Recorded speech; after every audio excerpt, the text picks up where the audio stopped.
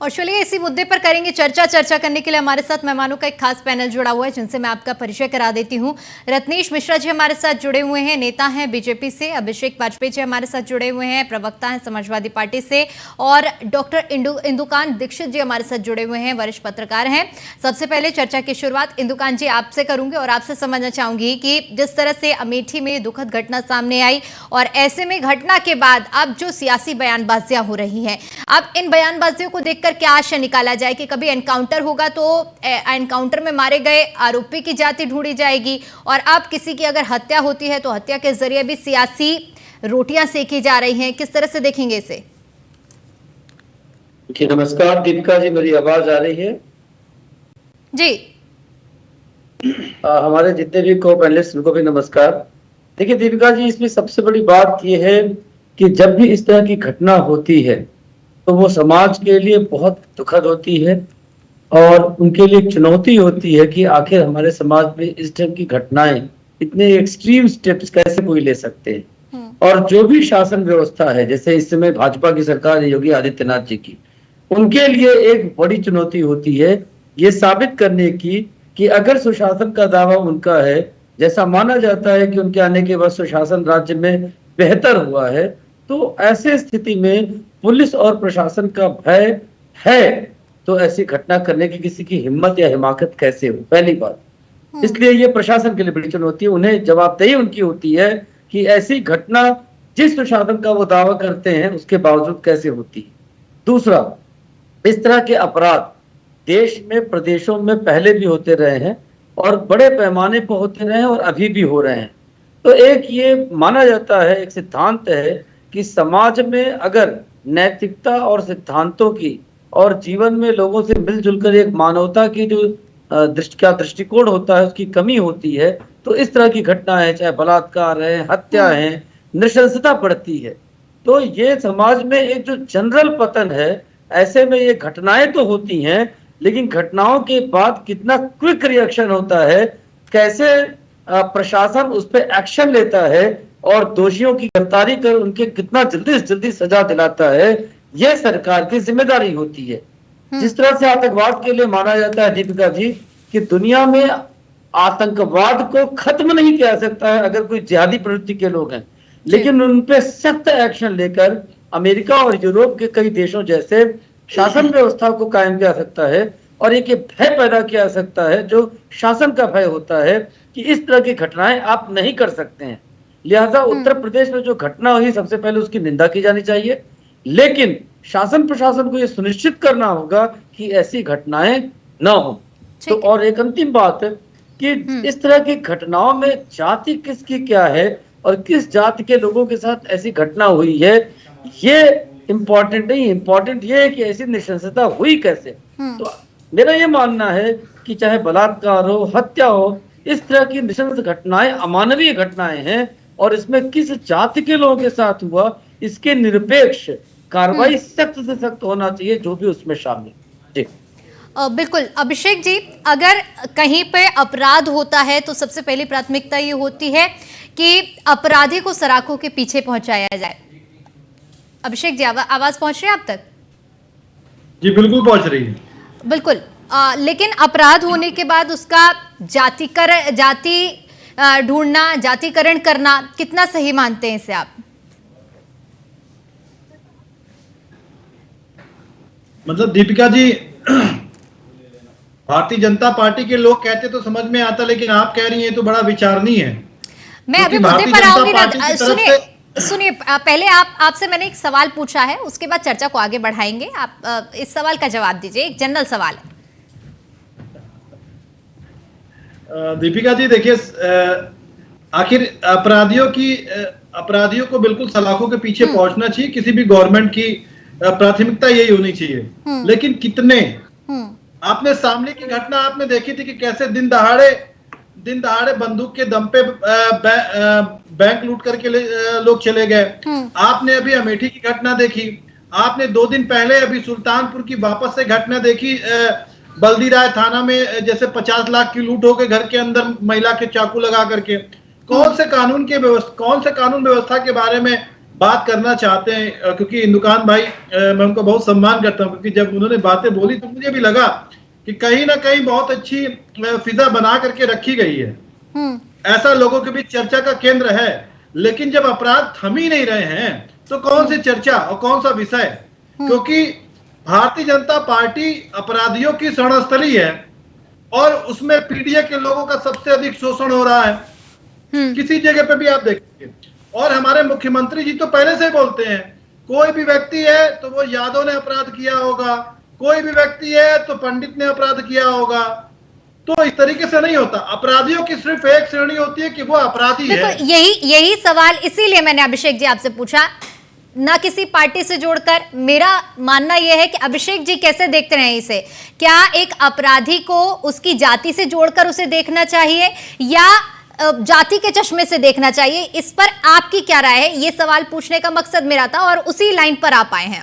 दीपिका जी, क्योंकि मैं पार्टी की तरफ से बैठा हूं और अगर आप मेरी पर्सनल राय कहेंगी तो मेरी पर्सनल राय ये है कि किसी भी व्यक्ति को न्याय मिलना चाहिए, वो किसी भी वर्ग का हो। सबसे बड़ी सरकार की प्राथमिकता ये होनी चाहिए। लेकिन सरकार क्या करती है आज के समय में? सरकार ये कहती है कि ये यादव था, ये पंडित था, ये दूसरा वर्ग था, लेकिन उसको ठाकुर वर्ग नहीं दिखाई देता है। अगर मैं नाम लेना चालू करूंगा तो इंदुकान जी अच्छी तरीके से समझते हैं कि अगर ठाकुर बिरादरी का नाम लेने लगूंगा तो मुझे लगता है कि डिबेट का समय आपका कम हो जाएगा।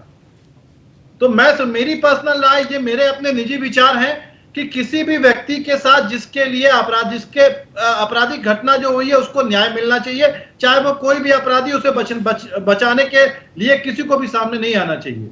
ये आदरणीय अखिलेश यादव जी ने पहले भी कही है, लेकिन मुख्यमंत्री जी की मानसिकता ही कुछ और है, क्योंकि मुख्यमंत्री जी हमेशा से पीडीए के लोगों को हमेशा से टारगेट करके चलते हैं। ठीक है, अब रत्नेश जी, अब चूंकि दोनों पैनलिस्ट को आपने सुना और अभी जिस तरह से अभिषेक जी ने बोला कि एक जाति को साधते हुए अपराध का है उसका तुष्टीकरण इसे कहा जाए तो गलत नहीं होगा, और ऐसा आरोप बीजेपी पर लगाया है। इस आरोप पर आप क्या कहेंगे? दीपिका जी, आपको और साथ ही दोनों पैनलिस्ट को और देश की जनता को मेरी तरफ से जय श्री राम। देखिए दीपिका जी, पहली बात तो जिन 4 लोगों की नृशंस हत्या हुई अमेठी में, वो काफी दुखद है, निंदनीय है, और मैं प्रभु सीताराम से प्रार्थना करूंगा कि उनको अपने परम धाम में स्थान दे और मित्र आत्माओं को शांति दे।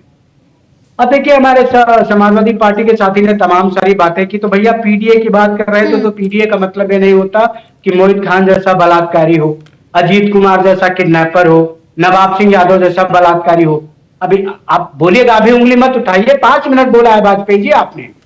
यहाँ तो अगला बैठा हुआ है ना, यहाँ तो पीडीए मत खेलिए ना, 5 मिनट तक बोले आप। चलिए ठीक है रत्नेश जी, आप बात पूरी कीजिए। अब आ जाते हैं मैडम इन लोग समाजवादियों की मानसिकता इतनी कुत्सित है, इतनी कुंठित है, इनको ये नहीं दिखता है कि अपराधी था इसलिए मारा गया।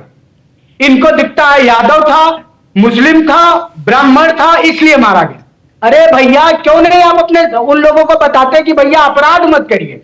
मतलब अगर ब्राह्मण है तो वो 50 हत्याएं कर दे, उसकी गिरफ्तारी मत कराइए। वो यादव है, वो 100 हत्याएं कर दे, उसकी गिरफ्तारी मत कराइए।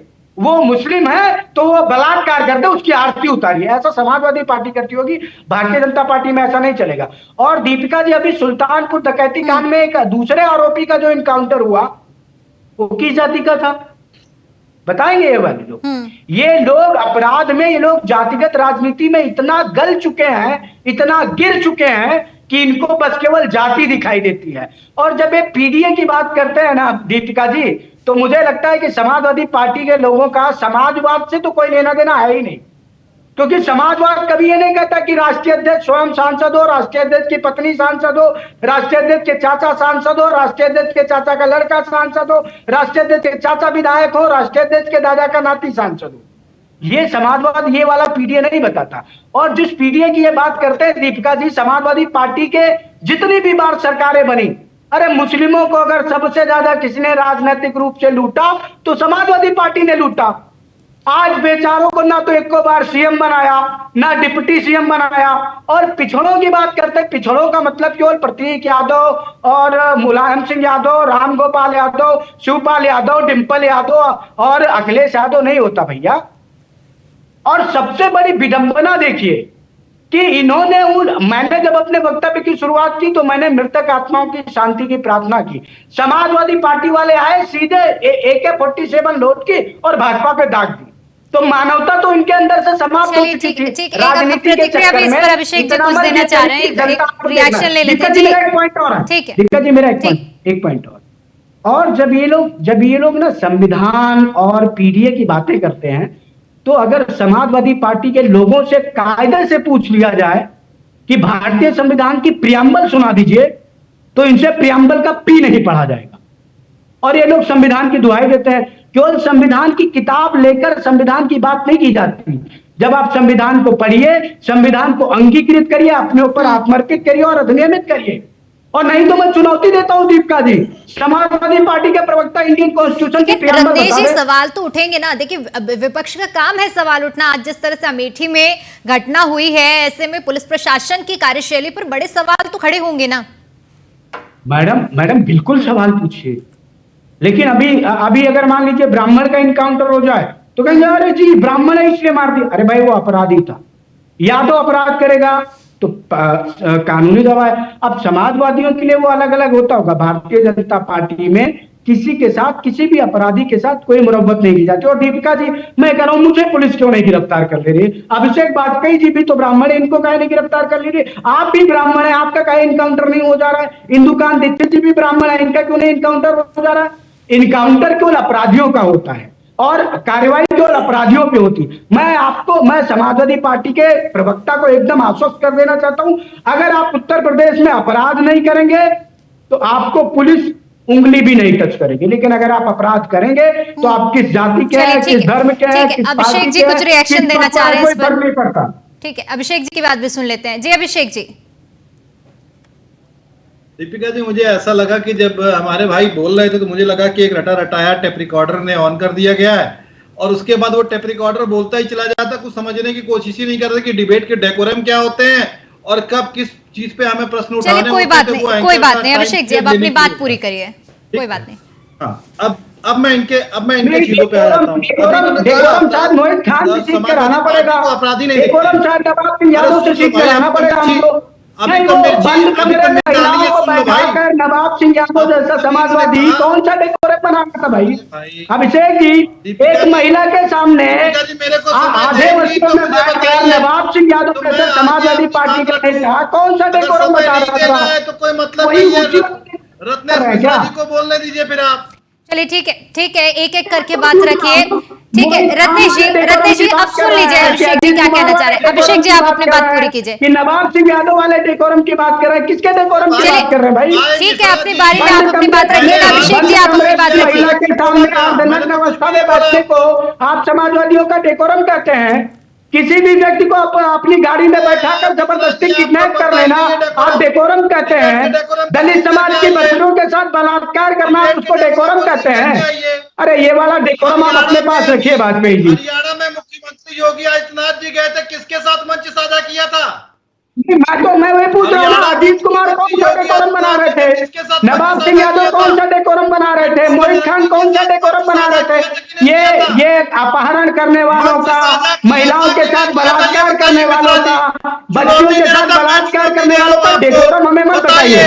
समाजवादी पार्टी बलात्कारियों और जातिवादियों से भरी पड़ी है, भरे पड़े हैं आप लोग। मैंने आपसे पूछा ना कि राष्ट्रीय अध्यक्ष का सांसद होना, राष्ट्रीय अध्यक्ष के चाचा का सांसद होना, राष्ट्रीय अध्यक्ष के चाचा के लड़के का सांसद होना, राष्ट्रीय अध्यक्ष के दादा का विधायक होना, राष्ट्रीय अध्यक्ष के दादा के लड़के का सांसद होना, उनके नाती का सांसद होना, राष्ट्रीय अध्यक्ष की पत्नी का सांसद होना, इस वाले डेकोरम की बात कर रहे हैं क्या? नहीं तो ये वाला डेकोरम हमारे यहाँ भारतीय जनता पार्टी में नहीं है कि पूरा खानदान सांसद बन जाए। अरे पता ना हुआ कर तो मुंह बंद करके रखा कीजिए, आप तो पढ़ लिख करके आइए। अरे मैं वही तो पूछ रहा हूँ आपसे। नहीं अच्छा चलो, डिम्पल यादव अखिलेश यादव की पत्नी है, सांसद है। राम गोपाल यादव अखिलेश यादव के चाचा है, सांसद है। शिवपाल सिंह यादव अखिलेश यादव के चाचा है, विधायक है। शिवपाल के यादव लड़के आदित्य यादव अखिलेश के चाचा के लड़के हैं, सांसद है। ये वाला डेकोरम आप पूछ रहे हैं क्या मुझसे, जिसमें चाचा सांसद, पत्नी सांसद, चाचा का लड़का सांसद, दादा का नाती सांसद, चाचा सांसद, चाचा विधायक, चाचा नेता प्रतिपक्ष, इसी वाला डेकोरम की बात कर रहे हैं क्या? ये वाला डेकोरम भारतीय जनता पार्टी में नहीं होता। चलिए कोई बात नहीं, अब मुद्दे पर आते हैं। अभिषेक जी, आप अपनी बात, जो डेकोरम को पूरा एकदम मेंटेन करते हुए आप लोगों ने डिबेट को दूसरे ही दिशा में घुमा दिया, अब आप अपनी बात रखिए, क्योंकि इंदुकान जी भी इंतजार कर रहे हैं। दीपिका जी, मैं आपसे पुनः निवेदन कर रहा हूं कि देखिए, समय अगर आपका कीमती है तो दूसरे का समय भी कीमती है। मैं अभिषेक जी, अपनी बात पूरी करिए। उनके पास कोई जवाब नहीं है, तो इसलिए वो जवाब नहीं दे पाएंगे। मैं डिबेट का जो मुद्दा है उस पर चर्चा करते हैं। आपने जो अपनी बात रखनी थी, आप अपनी बात रखिए। अपराधियों की बात कर रहे थे, जब अभी अपराधियों की बात कर रहे थे, तो आदरणीय मुख्यमंत्री जी ने हरियाणा में बाकायदा मंच साझा किया था और सबने देखा, बिट्टू बजरंगी के साथ मंच साझा किया था। दूसरा, अभी इन्होंने आपराधिक घटनाओं की बात की थी। बीते रविवार में इंदुकान जी भी अच्छी तरीके से जानते हैं, 1090 में महिला सुरक्षा कर्मी जो कि एक इंस्पेक्टर हैं, उनको सुनसान रास्ते पे पुलिस बुलानी पड़ी अपनी मदद के लिए। ये उत्तर प्रदेश में सुरक्षा का माहौल है और ये उत्तर प्रदेश की कानून व्यवस्था का हाल है। तो मैं और आगे क्या कहूं? देखिए, होता क्या है कि आदमी कहने के लिए कुछ भी कहे, लेकिन मैं अपनी मेरी निजी राय है, यहाँ पे बैठे हुए सभी लोगों की निजी राय होगी। मैं रत्नेश जी आऊंगी आपके पास, बात पूरी कर लेने दीजिए। ठीक है, बहुत शॉर्ट में अभिषेक जी अपनी बात रखिए। अपराधी कोई भी हो, उसके ऊपर बाकायदा कानून का शिकंजा कसना चाहिए, उसमें किसी धर्म जाति को नहीं देखना चाहिए। लेकिन प्रश्न तब खड़े हो जाते हैं जब मुख्यमंत्री जी स्वयं उसमें इंटरफेयर करके उसमें जातिगत राजनीति ढूंढने लगते हैं। 10 सेकंड का टाइम दे दीजिए। ठीक है रत्नेश जी, 10 सेकंड दिए आपको, उसके बाद इंदुकान जी क्या रुक करेंगे?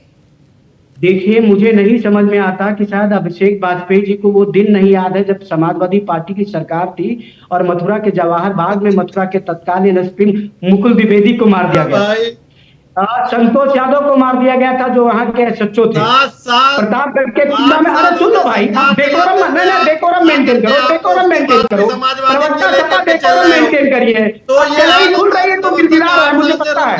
कलई खुल रही है आपकी, कलई खुल रही है आपकी। अभी और खोलूंगा, अभी रुक जाइए, अभी तो 3 ही नाम दिए, अभी और बताऊंगा, शांत हो जाइए। संतोष यादव मार दिए गए, इंस्पेक्टर हुआ करते थे। जिया डिप्टी एसपी मार दिए गए। अब देखिए, जिनकी सेक्शनों में एसपी और डीएसपी मार दिए जाते थे, वो आज बैठकर कानून व्यवस्था पर ध्यान दे रहे हैं। अरे शर्म आनी चाहिए, शर्म आनी चाहिए अभिषेक वाजपेयी जी, आपको शर्म आनी चाहिए। समाजवादी गुंडे पुलिस अधिकारियों को मार देते थे। मुकुल द्विवेदी एसपी हुआ करते थे, जवाहर बाग में मार दिया गया उनको मथुरा के। सब कानून व्यवस्था बड़ी अच्छी थी। संतोष यादव को मार दिया गया, सब कानून व्यवस्था अच्छी थी। कौन सा नेता आपके सामने आया था? कानून व्यवस्था अच्छी थी। समाजवादियों को जमीन दिखाने के आरोप लगे, क्यों लगे? मेरा नाम रत्नेश मिश्रा है, क्यों नहीं शिक्षा मंत्री ने अपने अच्छा चलिए, ठीक है इंदुकान जी से, ठीक है आप दोनों ही, अब आप दोनों ही इंदुकान जी को भी बोलने का थोड़ा सा समय दे दीजिए, क्योंकि इंदुकान जी, मैं माफी चाहूंगी, काफी लंबे समय से आपको इंतजार करना पड़ रहा है। और अब आप दोनों ही प्रवक्ता, प्लीज मैं आपसे रिक्वेस्ट करूंगी कि आप दोनों उनकी बात भी सुनिएगा।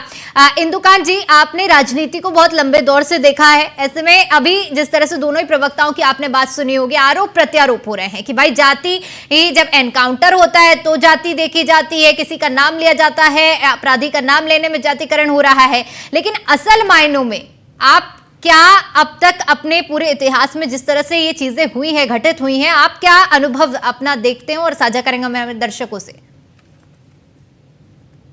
देखिए दीपिका जी, जो अभी वाजपेयी साहब कह रहे थे, मैं उससे सहमत हूं कि कभी भी किसी भी अपराधी की जात धर्म देखने की आवश्यकता नहीं, इस पर कार्रवाई होनी चाहिए। लेकिन मेरा सिर्फ ये आग्रह है कि अमूमन विपक्ष ज्यादातर, हालांकि सत्ता पक्ष भी अब देखने में आ रहा है कि ऐसी बातें कई बार करता है, कि जब किसी का भी इनकाउंटर होता है, कोई ऐसा घटनाक्रम होता है, तो उसमें जाति धर्म ढूंढता है।